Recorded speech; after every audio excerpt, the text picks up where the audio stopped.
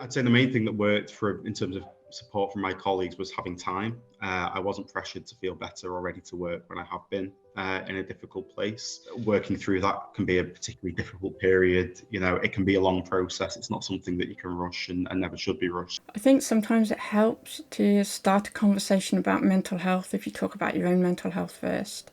Talking about your own mental health demonstrates to other people that it's safe, it's okay for them to talk about theirs, and that you're somebody who will have empathy, you will listen. Just telling people all the time how important it is to speak up, either to open up about their own issues and find someone to talk to, or tell someone about someone else they're worried about.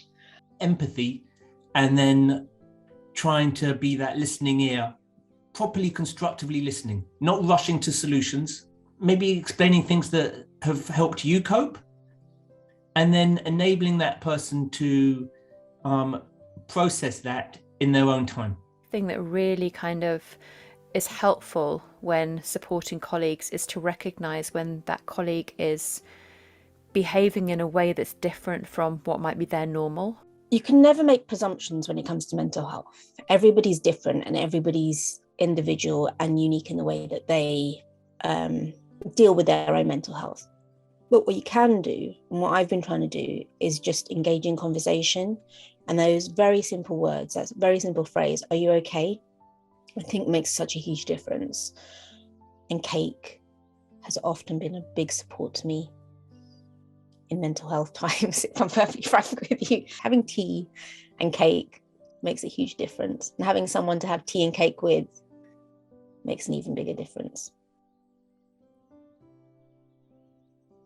I have this standing arrangement that I open up a hangout at 12 o'clock every day, and anyone who wants to come and talk to me about anything, maybe 2 or 3 will turn up. Knowing that there's something that they may want to share, I'll ask the question that would allow them, that draw out that information if they want to share it.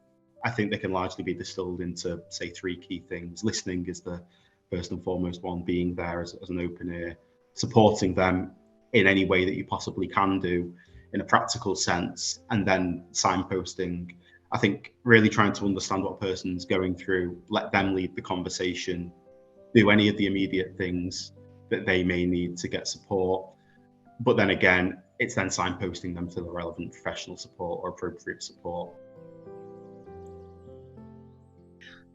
Peers they could talk to, actually their own colleagues, some of whom were trained as mental health advisors or peer-to-peer supporters, to colleagues they could go to talk to. There might even be like a mental health champion scheme in the workplace. There might be regular well-being sessions. For me, the ones that really work might be the places that have those, but also the culture is centered around people, or you just get the sense that decisions are made with people's well-being in mind. Headlines Network exists to create environments where everyone in our journalism industry feels safe to acknowledge, support and achieve good mental health at work. We have worked with the mental health charity Mind to bring you this video. This project has been made possible with the support of the Google News Initiative. For further information, which includes a written guide on supporting colleagues, visit headlines-network.com or mind.org.uk/journalism-guides.